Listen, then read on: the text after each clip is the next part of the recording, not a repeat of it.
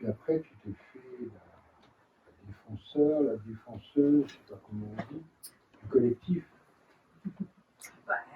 J'attends de trouver la bonne. On voit au fil du temps, quand même, cette prétention-là se réduire de plus en plus. Et elle ne disparaît pas. Mais elle se réduit sur l'unité de travail qu'est le cartel. Finalement, c'est ça qui reste suivi. Le travail, le cartel et l'écrit. Et tout le reste, quand même beaucoup moins d'individualité. L'idée, une fois d'écrire un article, ce serait plus l'homme qui ne croyait plus à la psychanalyse. D'accord. Oui, pour la fin. C'est pas certain. Quand il dit j'ai renoncé à tout, ma pratique exceptée. Ah oui. Donc, c'est une idée qui m'était venue justement pour prendre acte de cette déflation qu'il y a dans son parcours. Et d'ailleurs, je ferai écho à la question de je n'en veux rien savoir. J'ai fait une lecture très approfondie de ça. Moi, je m'étais fait une lecture beaucoup plus laconique. Je crois qu'éclaire son dernier propos à la fin. Il dit il n'y a pas d'autre. Il a passé sa vie à faire l'autre. Et je crois que c'était ça son génie. Il ne voulait rien savoir qu'il n'y avait pas d'autre. Il s'est évertué à faire l'autre. On m'entend bien. Ah. Alors, c'est vrai qu'on manque de micro. Hein, je disais donc que c'était on parlait de Lacan là, comme par hasard. Je ne sais plus comment est venu le fil. Ah oui, on évoquait, Marc Strauss évoquait la façon dont Lacan a disons, promu l'excellence du discours analytique parmi tous les discours et donc promu la psychanalyse comme une chose qui était indispensable dans la civilisation. Alors, je crois qu'il a continué à penser que la psychanalyse et sa pratique avaient une fonction dans la civilisation. Mais je crois aussi qu'il a beaucoup déchanté. Il a beaucoup déchanté, sans doute ses élèves qui l'ont fait déchanter. Hein. C'est les psychanalystes autour de lui qui l'ont fait déchanter. Il n'y a pas de doute pour moi là-dessus, il n'y a pas de doute. Mais je disais que, pour faire écho à ce que disait Éric, j'avais idée, entre deux propos de Lacan, que son « je n'en veux rien savoir », c'était « je n'en veux rien savoir du fait qu'il n'y a pas d'autre ». Est-ce qu'on ne pourrait pas dire ça du non-rapport sexuel aussi? Parce que tout le temps, il a tout le long essayé d'écrire ce rapport sexuel. Et il ne veut pas savoir aussi, dans ce cas-là. Est-ce qu'on ne peut pas le prendre dans cette... c'est-à-dire qu'il a tenté de l'écrire. Ça l'a tenu aussi jusqu'au bout. Moi, je ne vois pas pourquoi vous dites qu'il a tenté d'écrire le rapport sexuel. Pour cerner le plus possible, c'est impossible. Mais il y a quelque chose comme ça qui le portait à ça.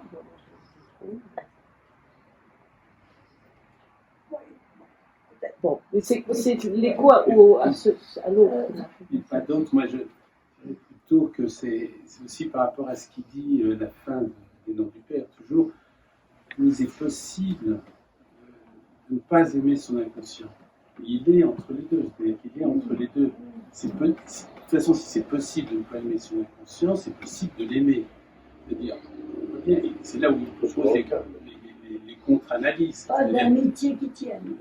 C'est ça, puis qu'on n'arrête pas d'amitié qui tienne avec l'inconscient. Oui, puis les jeux de mots, toujours, enfin, il y a toujours un sens. Mais il y a un point où, là, il y a quelque chose qui est refuse, quoi. Il refuse quelque chose qui serait toujours envoyé une sorte de l'amour de l'inconscient. Et qu'il a aussi une ambition, c'est l'invention, quoi. Quand il dit l'OGA, ce qui est vrai, mais il aurait aimé, par exemple, qu'on parle d'un théorème de Lacan à propos de il avait cet idéal comme ça de l'invention, quand il en parle, il aurait aimé qu'il y ait quelque chose d'écrit, quelque chose de l'ordre d'un écrit, effectivement, peut-être pas celui du rapport sexuel, encore que quand même, quand ils disent qu'il faut poser un troisième sexe, bon, maintenant des troisièmes, c'était passé, vous me direz, on en a fait à 5, 6, 7, enfin. Non, ça c'est une vraie question. Vous savez, c'est pas Mais la bon, fondation, non, mais je ne vais pas l'introduire si ce n'est pas les cas. Non. C'était une petite pique comme ça. Mais bon, et donc, il y a quand même la question de. C'est-à-dire qu'il n'y a pas de rapport sexuel qui s'écrit, mais ça veut dire qu'il va chercher effectivement à l'écrire, mais bon, il ne peut pas. Quoi. Et donc, il aurait, je pense, effectivement aimé qu'il y ait, je ne dirais pas tellement, pas d'autres, mais pouvoir écrire plus que simplement l'OGA. L'OGA, c'est une lettre qu'il a inventé. Ce serait faire exister Et, l'autre. Ce serait faire exister l'autre. Quand il dit il n'y a pas d'autre, il n'y a pas d'autre, c'est pas un autre incarné quelque part. Il n'y a pas d'autre, c'est qu'on ne peut pas refermer le système de l'autre.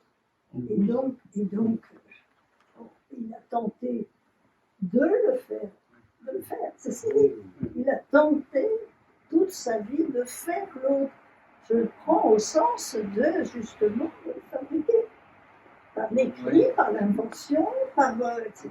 Et il arrive à la fin, il dit, bah non. Et il dit, ça me fait drôle aussi, à moi. Oui, non, mais je suis d'accord qu'il y a... Mais est-ce qu'il ne faut pas le resituer dans cette opposition qui fait aussi du savoir et de la vérité. L'autre, c'est aussi le lieu de la vérité. Oui, aussi. Donc, il y a ce truc qu'à chaque fois, il y a une vérité qui, de toute façon, n'est pas le savoir ne rend pas compte. Et quand il dit, dans cette vision de savoir la vérité, donc ça échappe de toute façon, c'est incommensurable, pas de commune mesure, et ça c'est un savoir. Et donc ça recommence. Et donc ça recommence. Et donc là, il ne s'en débarrasse pas de ça. Et je n'en veux rien savoir, c'est aussi de quelque chose qui... Je vais embrayer, il faut faire une jonction avec la question de Sylvia. Est-ce qu'il pourrait y avoir un collectif des femmes? Des psychanalystes aussi, hein, c'est la question, c'est ouvert. Mais en général, j'ai un peu disons, des mal-être quand Lacan insiste sur le fait que les femmes ne peuvent pas. Alors, s'il y a un collectif des femmes, et quand il y a des collectifs de femmes, ce n'est pas des collectifs de la vérité. On peut être sûr de ça. Parce que la vérité, elle n'est pas collectivisable.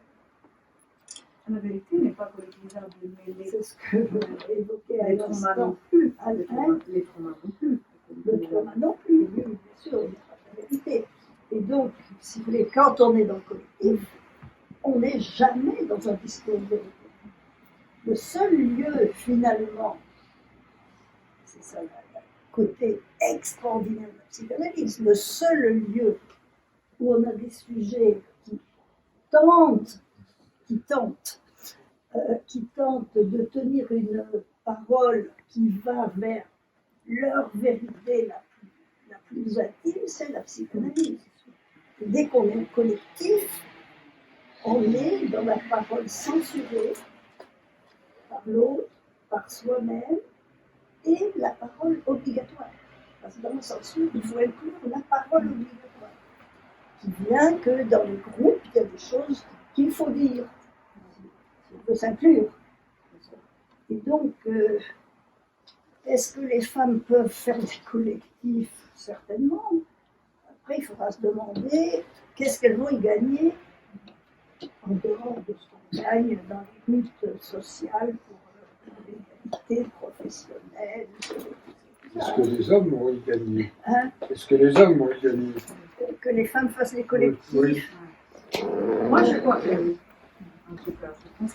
Mais j'entends bien votre question, mais c'est la même chose avec laquelle, avec une expérience psychanalytique, on a, voilà, on fait l'expérience de la vérité. Hein. Je veux dire que ça fait partie de tout trajet. Après, je ne dirais pas que c'est l'expérience ultime, mais c'est un trajet, un passage obligatoire. On peut parler d'un avis. Il y a le savoir et il y a le réel. Exactement. Hein, voilà. Mais disons que ces passages par la vérité, et en plus ce qui arrive d'invention, je dirais même pour citer votre terme, comme de Lacan aussi dans les séminaires sur le nom du Père, l'invention arrive vraiment, ça a vraiment une place importante. Je dirais que quand même, ça permet, grâce à cette expérience, d'exister dans les collectifs qui est le monde d'une autre façon. Vous voyez ce que je veux dire? Donc, mon idée, simplement, n'est pas de dire, comme certains l'ont dit, qu'il y aurait un collectif, hein, c'est Preciado, qui dit que les collectifs devraient prendre la place de la psychanalyse, c'est-à-dire que si on va mal, on va faire une manif et on va bien. Non, évidemment, c'est ridicule ce discours, mais je ne soutiendrai pas non plus les discours de Jacques Miller qui dit ah non, la question c'est que la psychanalyse est coupée du collectif. Donc l'idée que c'est une fois que on peut le dire dans les derniers séminaires, dans un article qu'il a écrit récemment. Moi, je vous parle maintenant.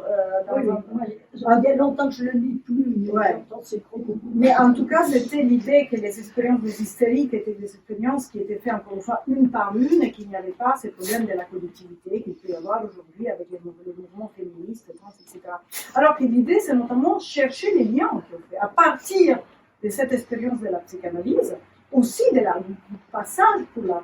Qu'est-ce que ça veut dire être une femme, hein, pas la femme, mais une femme à partir de son expérience psychanalytique, ça peut, voilà, on peut avoir des moments. Qu'est-ce que ça parle dans le collectif? Donc il faudrait quand même, quand on parle de collectif, un peu distinguer ce que Lacan fait quand il parle d'ontologie, par exemple, entre collectif et général. C'est-à-dire entre la foule, disons entre la foule freudienne, où tout le monde s'identifie, et moi s'identifie les uns aux autres par rapport à Jacques. Le collectif tel qu'il le fait dans l'ontologique, c'est quand même quelque chose où c'est à la fois un par un, et donc il y a plusieurs, mais dans des relations réciproques et qui font que l'identification finale du blanc, hein, c'est un peu d'avoir la même couleur, parce que c'est un sujet finalement multiple, se fait non pas par identification à une substance, ou à un idéal, et se fait justement dans un temps qui est en décalage et par anticipation, c'est-à-dire de la hâte, avec ce temps, ce moment. C'est-à-dire de l'acte. De l'acte. Donc c'est tout à fait différent de penser le collectif, et c'est d'ailleurs ce que Colette avait rappelé, que cette notion de épars des assortis. Qu'est-ce que c'est que les épars des assortis? Il y a quand même un collectif. Il n'y a pas de fou des épars des assortis, hein, c'est certain, mais il peut y avoir des épars. Il y a des épars des assortis qui ont des moments collectifs. Mais là, il faut dire que le collectif n'est pas un concept. C'est pas un concept. C'est pas un concept. Donc il faudrait effectivement, pour avancer dans la question, déjà il faudrait prendre une définition, comme tu le dis très bien. Oui. Est-ce que c'est une chose C'est précieux cette définition de Lacan. Oui, est-ce que c'est du grégarisme le collectif, quand il n'y a pas de chef? Oui, non. Est-ce que se poser beaucoup de questions là-dessus? Oui. C'est pas les moutons de Paléo. Les moutons, je sais, c'est sympathique. Quand je fais une référence au féminisme, je pense que ça va de soi, hein, que quand même il y a eu plusieurs mouvements, ils se sont séparés. Voilà, il y a eu toutes les sortes des problématiques à l'intérieur de ces mouvements sont les mêmes qu'ils ont eu les psychanalystes dans leur association, je veux dire. Hein. Donc, je ne dirais jamais, j'ai cité le féminisme, je pense que ça allait de soi, que je n'entendais pas, mais justement, vous avez bien fait à la préciser, les foules, hein, c'est pas du tout ça, hein, même par rapport au MeToo, ce n'est pas les féminismes, c'est une particularité. Donc, ça va avec le fait qu'il y ait toujours des divisions, et c'est très bien qu'il n'y ait pas une masse énorme, voilà. C'est pas du tout ça l'idée. C'est l'idée de penser, mais vraiment en quoi l'expérience analytique, c'est une des questions qui m'est très à cœur, mais non, hein, je veux dire, comment penser, comme vous dites très justement, cette expérience-là, dans les thèses de Lacan, qui montre que on peut quand même les penser. C'est pas un impensé. Hein, je veux dire, les collectifs entendus de ces notions-là à partir de l'expérience de la vérité et de l'analyse. Ça non seulement ça, puis c'est tout ce qu'il dit avec l'intention et l'extension. L'intention, la culture privée, etc., mais qui est nouée de façon topologique avec une extension. C'est-à-dire quand on parle de la psychanalyse, en public, comme nous ici, ça a des effets en retour, non seulement sur ceux qui parlent, mais sur ceux qui entendent, etc. C'est pareil. Et de même, quand vous êtes dans une séance, la façon dont vous-même vous intervenez, d'ailleurs, Freud aussi était dedans. Donc, ce individuel et collectif, voilà, encore le mot collectif, le collectif, ce n'est rien que le sujet de l'individuel. Voilà. Oui. Cette phrase, il ne faut pas la généraliser. Lacan l'applique pour le texte de Freud. C'est une note pour le texte de Freud sur psychologie collective et analyse de Oui. Il ne dit pas en général que le sujet du collectif n'est rien que le sujet Il le dit pour son temps logique. Il le dit pour le temps logique. Il le dit pour l'article de Freud. C'est dans la note. Oui, c'est une note. Oui. Donc, c'est pas une thèse, peut-être. Enfin, moi, j'ai travaillé là-dessus et je crois qu'on ne peut pas généraliser cette thèse, surtout actuellement. Oui. Mais Non, mais... je ne vois pas comment on pourrait dire, dans la situation du collectif social actuel, je ne vois pas comment on pourrait dire que le sujet du collectif n'est rien que le sujet du collectif. Ah bah, c'est pas général, effectivement. Oui, c'est ça. Je veux dire, c'est pas général. Par exemple, l'histoire du cartel, je crois, oui, on vient d'en parler, l'histoire du cartel, c'est quand même répondre, est censé, dans l'idéal, en tout cas répondre à cette définition, avec ça, et répondre à quelque chose de cette définition, est censé. C'est réduit à 6. Effectivement, c'est une foule de 6 personnes. Donc la foule, ça commence à 2 déjà. Rappeler encore, c'est de, si on veut rien savoir, on ne sait pas du tout, c'est en ce qu'il jouit. Oui. Là, on n'a pas repris du tout ça dans la discussion. Pas seulement une question de savoir, c'est une question dans ce qu'il jouit. On n'en veut rien savoir. Oui, la difficulté, c'est justement cette coalescence entre savoir et puissance aussi, à un certain moment. Alors, comment tu la penses, la coalescence entre savoir et puissance? Comme un bord, ce qu'il appelle un littoral. Non, pas du tout. Ça met fin au littoral. Comment ça met fin au littoral? Quoi? Qu'est-ce qu'il fait? La coalescence du savoir et de la jouissance. Ah oui, la coalescence. C'est la grande nouveauté du séminaire encore. Oui. La grande nouveauté, parce que jusque-là, on avait les deux territoires. Oui. On La avait coalescence l'espace du signifiant, et puis l'espace de la jouissance, alors avec les bords, avec le pensage voisine, etc. À partir du moment où savoir, ça se définit comme ça, d'être joui, il n'y a plus les deux territoires, il y a un seul territoire. Là où il y a du savoir, il y a de la jouissance. Quand il n'y a pas de jouissance, il n'y a pas de savoir. Il n'y a que de l'information. Précise bien ça. Et donc, quand il dit l'être en parlant, en parlant, l'être jouit et ne veut rien savoir non plus, c'est pas l'inconscient. C'est l'être. C'est l'être. De la conscience, oui, mais il ne veut rien savoir du tout. Il ne veut rien savoir. Tout il veut vouloir savoir. Oui, l'inconscient, c'est tout. C'est tout. La conscience, c'est un savoir. Mais insuffisant. Insuffisant. C'est la jouissance qui est insuffisante. La jouissance insuffisante. Pas le savoir. Non, d'accord. La jouissance, le savoir insuffisant. Insuffisante au regard de quoi? Au regard du rêve. Une jouissance qui serait suffisante. D'une jouissance qui serait comblante. Ça, c'est un rêve. Une jouissance qui serait autre que phallique. C'est un Oui, rêve qui serait autre que phallique. Ben oui, puisque toute jouissance insuffisante. C'est ça. Voilà, oui, c'est ça. Oui. Donc il s'agit.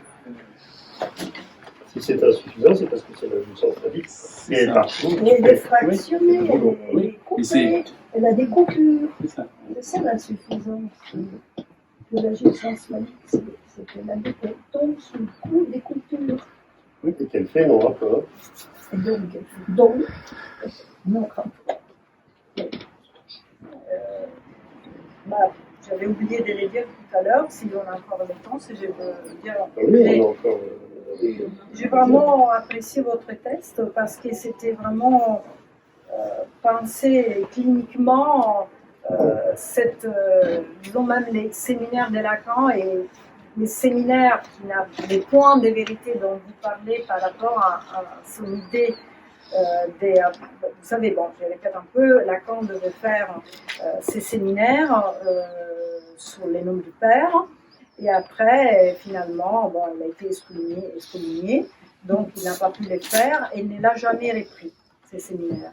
Et je trouve que votre analyse, voilà, pourquoi vous interrogez, pourquoi il n'a pas repris ces séminaires, et vous dites, c'était notamment parce qu'il devait parler du Père, et c'était à l'époque impossible à entendre disons, à l'IPA de l'époque, et donc il ne les reprend pas pour laisser un point de silence comme point de vérité. Et je trouve que ça m'a beaucoup frappé la manière avec laquelle vous analysez ça, et ça m'a paru très, très important de voir de cette façon-là. Donc il ne pouvait que se taire, il n'aurait pas pu être entendu. C'est comme une interprétation, c'est-à-dire si on fait une interprétation et les personnes ne peuvent pas l'entendre. Donc là, c'était un point, il fallait du silence pour repenser la question du Père. Donc, à partir, pour la repenser, la restituer, etc. Mais j'ai toujours l'impression que Lacan, finalement, il n'arrive pas vraiment à les dépasser. Voilà. Je pense qu'il y a une tentative, bien sûr, il y a une tentative de ne pas les faire exister, de lui trouver d'autres formes, mais il me semble que finalement, il est toujours présent. Il n'arrive pas à faire ses pas, des pensées. Quand je dis, il me paraît qu'il n'arrive pas vraiment à dire c'est passé du Père à condition de s'en séparer. J'ai l'impression qu'il n'arrive jamais à se passer du Père. Compris les derniers séminaires, je pense aux symptômes, il y a quand même les quatre nœuds, il y a quand même un nom du Père, des noms du Père, mais est-ce qu'il y a la possibilité de penser les symboliques, tout simplement, ou de penser, disons, voilà, sans les pères. Voilà. Ça, c'est ma question que je vais vous poser. Voilà. Est-ce que c'est possible de repenser les pères non plus dans une position qui ne soit pas simplement la position édipienne? Parce que pour moi, Lacan n'arrive pas à se dépasser de ça. Il n'arrive pas à faire les passages de l'Archétype. Il n'arrive pas à faire l'au-delà de l'Édipe. Donc, je me demande, voilà. Donc il n'arrive pas. Il n'y arrive pas. Après, je ne dis pas qu'il faut les faire, mais simplement pour voir si j'ai bien compris. Donc, je vous demande, voilà, s'il a fait ses pas ou non, comme par rapport à la question de l'autre. Est-ce que l'autre revient finalement, il arrive? Et là, je vous pose la même question au niveau du Père. Est-ce qu'il y a un au-delà, parce que là, il ne s'agit pas, parce que quand vous dites l'anti-Édipe, finalement, l'Édipe, il est toujours là. C'est l'au-delà. Voilà, exactement. Non, je disais, dans l'Antiédipe de Deleuze, là aussi, il n'y a pas. Les pères est toujours là, en quelque sorte. L'Édipe est là. Édipe est là. Exactement. Alors que, disons, les projets lacaniens est beaucoup plus ambitieux. Lui, il pense en au-delà. Hein? Donc, Mais c'est un au-delà qui est passant. Déjà. Voilà, et c'est ça que je me demande. Déjà, sans passer, c'est dans la direction de la vie. Oui. Sans passer, c'est pas dans la construction de la théorie analytique seulement. C'est ça qui dit quand même. Donc, qu'est-ce que c'est qu'une direction de la vie qui se passe, voilà, du nom du Père? Ce serait un sujet d'exposé voilà, ou de colloque. C'est en plus ça. Oui, Non, pas d'édite, du nom la du Père. direction de Dieu, Du nom du Père. Déjà une remarque sur... Oui. C'est Lacan qui fait lui-même l'interprétation, de dire que son excommunication est la conséquence de ce qu'il avait annoncé de son séminaire à venir. Ça, c'est lui qui l'interprète. Hein. Ça, c'est pas ainsi, c'est pas mon interprétation. Donc là, il y avait, c'est lui qui fait le lien, cause à effet, et il appelle ça un passage à l'acte de ses collègues. Après, sur la question du père, je crois quand même que quand il rentre, il formalise les formules de la sexuation, le père, il y a une forme de père qui est présent, mais ça n'a plus rien à voir avec le père de l'Oedipe freudien. C'est une consistance logique, c'est pas le père normatif au sens du père. C'est même pas une personne. C'est pas, oui, c'est ça, c'est une sorte de consistance logique, c'est de dire que non. Allez choper ça. Et donc, on n'est plus du tout dans ce registre du père oedipien, ne serait-ce qu'à partir de là. Ne serait-ce qu'à partir de là. Après, il y a encore d'autres développements qui seraient développés, mais si on, ne serait-ce qu'à partir de là, on a déjà quelque chose qui fait que la jouissance phallique est première alors que le père est second. Oui. Le père est un symptôme. Est-ce que tout symptôme... Oui, le père est un symptôme, mais est-ce qu'il peut y avoir un symptôme qui n'est pas père? Voilà, c'est-à-dire qui fait nœud, voilà, c'est-à-dire qu'il y a quelque chose qui fait nœud, l'élément qui fait nœud, qui n'est pas un homme du père. À partir du moment où on dit le quatrième, le saint homme, c'est un dire, eh bien, ça n'a pas d'incarnation sexuelle. Ça n'est pas forcément un homme, ça n'est pas forcément une femme. Ça peut être une femme, ça peut être bien.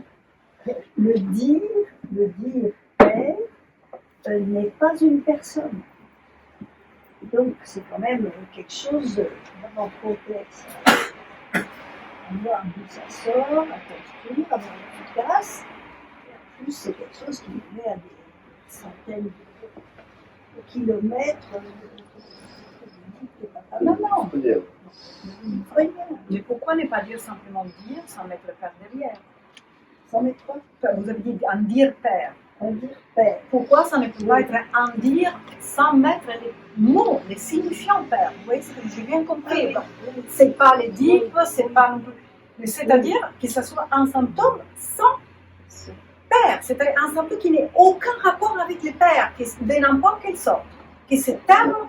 Vous voyez ce que je vous dis ça parce que hier. Je pense à Joyce, là. Oui, je pense à Joyce, évidemment. Je pense à Joyce. Donc c'est rien de nouveau. Hein. Mais c'est vraiment par rapport à ça. C'est justement parce qu'il y a un déficit de la fonction personnelle pour lui qu'il essaye de faire quelque chose. Mais vraiment, c'est un déficit ou pas, voilà quelque chose. Parce que hier, je me suis rendu compte. J'ai vu, je ne sais pas si. C'était un spectacle assez contestable, mais c'était quand même intéressant, c'est toujours Shakespeare, c'était relire. Et donc, il y avait une interprétation un peu cabotine du père, mais bon, on voyait quand même ce qu'il y a des pères de relire. Et je me suis dit, mais comment ça se fait que Lacan, à un moment, et nous tous, on a, beaucoup de psychanalystes les font encore, de penser que les pères pouvaient être la loi. Le fait que les pères pouvaient être, encore une fois, les symboliques. C'est-à-dire quand on voit les pères dans le monde, c'est vraiment des catastrophes. Je veux dire, ils ont fait les guerres, et, voilà, relire, il a vraiment détruit, voilà, simplement pour un besoin d'amour, des mots. Il voulait des mots. Vous voyez ce que je veux dire? Donc je me dis, qu'est-ce qui fait que Lacan ne s'est pas rendu compte, voilà, pendant, voilà, vous voyez qu'il fallait quand même Freud, ok, oui, mais vraiment, c'est une vraie question, comment on peut penser, alors il y a des psychanalystes qui les pensent, je vous assure, hein, Parce que le mot père, voilà, c'est le mot père, il est fait pourquoi? que vous dites qu'ils soient catastrophes ou pas, ils ne sont pas tous catastrophes, les pères en plus, c'est pas vrai. Il y a des pères catastrophes, d'autres qui sont vrais, il y a du plus et du moins. Bon, mais le mon père, vous voyez la série Mon papa, le papa de mon papa, et Dieu le Père, et tout ça, c'est fait pour quoi? À quoi ça sert? À quoi ça sert dans le langage? Ça sert à rendre compte et à donner sens à mon existence. L'insensé, le père, c'est le mot qui a été fabriqué dans le langage, dans notre langage, parce qu'il y a des langages où c'est pas du tout le père, c'est pas le mot père. Il y en a même où c'est le mot mère. Dans le tarot, c'est mère. Bon. Donc le mot père, il est fabriqué comme le quelque chose, le principe dernier, le principe premier, suivant les cultures, qui rend raison de l'existence, et notamment de mon existence, l'existence de chacun, du non-sens de l'existence, du pourquoi on est là, pourquoi on est apparu. Et toute la clinique est quand même très traversée par cette question. C'est donc la religion. Et c'est pour ça que la religion a une force fantastique. Alors que la logique, elle, Bien elle entendu. ne permet pas d'aller à l'existence. Non, On laisse pas dans du tout, l'universel. pas du tout. Oui, oui. Mais donc, c'est pour ça que le mot père a cette force. Mais qui restera. Non, mais c'est très intéressant. J'avais trouvé une série de termes. Il y a des cultures où le principe premier est nommé la mère de toute chose, et pas le père. C'est là que vous faites allusion au Tao. Oui, je crois que c'est dans le Tao. Récemment, j'ai lu ça. Mais dans pratiquement toutes les cultures, il y a l'idée de quel est le principe premier qui rend raison de l'existence. Et ça porte des noms divers. Je me suis posé la même question, pourquoi on garde le mot père? Parce que dans notre culture, ça fait des siècles. On ne peut pas nommer ça. Donc, si on fait un peu de clinique, un certain nombre d'entre nous reçoivent des personnes dites du sexe féminin, et dont certaines sont partie prenante des choses dont tu parles, et des fois de leur choix d'objet dans ce sens-là. Eh bien, c'est vrai que c'est pour l'essentiel, et très longtemps dans la cure, une clinique du papa. Qu'on veuille ou non. Une clinique du papa. Il y a aussi des